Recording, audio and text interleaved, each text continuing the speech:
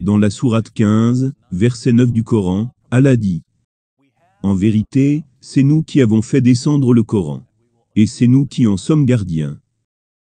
Les musulmans interprètent souvent ce verset comme une promesse divine, que le texte du Coran sera parfaitement préservé, jusque dans les moindres détails. Et les musulmans en général sont convaincus que cette promesse a été tenue. Ils croient que le Coran n'a jamais subi de changement d'aucune sorte.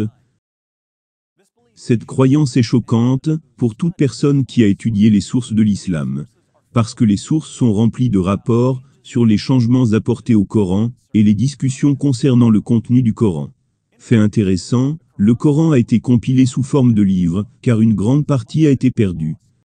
Peu de temps après la mort de Mohammed, le premier calife, Abou Bakr, avait besoin de réprimer une rébellion.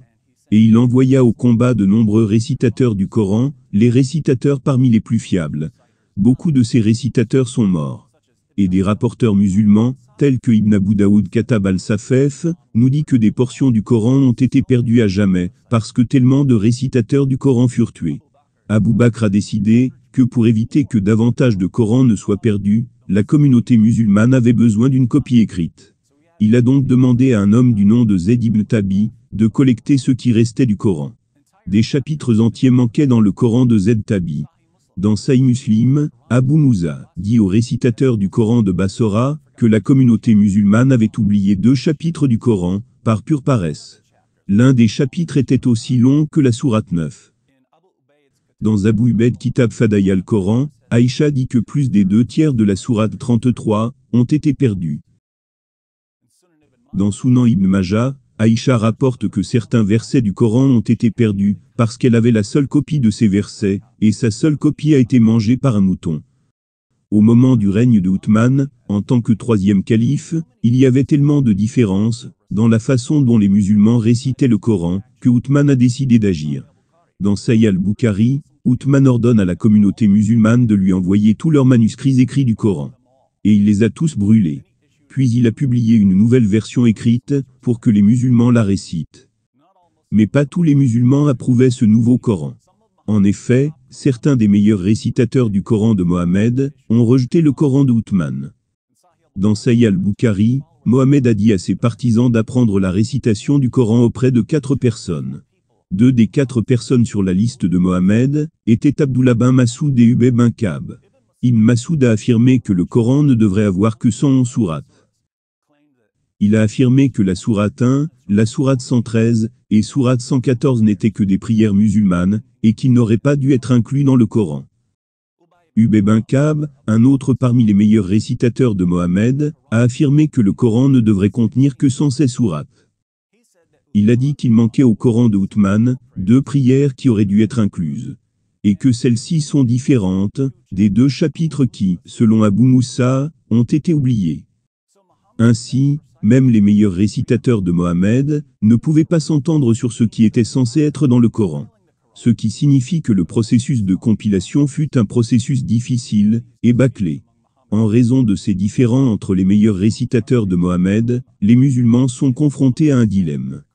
Si les musulmans disent que le Coran que nous avons aujourd'hui a été parfaitement préservé, ils doivent reconnaître que Mohammed était horrible dans le choix de ses érudits, puisqu'il a sélectionné des hommes qui n'étaient pas d'accord avec le texte d'aujourd'hui.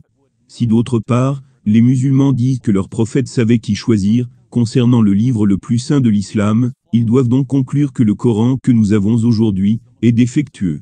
Car quiconque lit les sources musulmanes peut savoir que le Coran a considérablement changé au fil des ans. Les preuves montrent que des chapitres entiers ont été perdus, que de grandes sections de chapitres manquent, que des versets individuels ont été oubliés, et que des phrases ont été laissées de côté. Les meilleurs enseignants et récitateurs de Mohammed ne pouvaient même pas s'entendre sur les chapitres censés figurer dans le Coran. Les premiers musulmans l'ont compris. Quand Ibn Omar, le fils du 2e calife musulman, a entendu des gens déclarer qu'ils connaissaient tout le Coran, il leur dit: qu'aucun d'entre vous ne dise « j'ai appris tout le Coran ».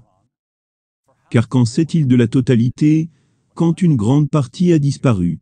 Qu'ils disent, plutôt, j'ai appris ce qu'il en reste. Cela soulève une question évidente.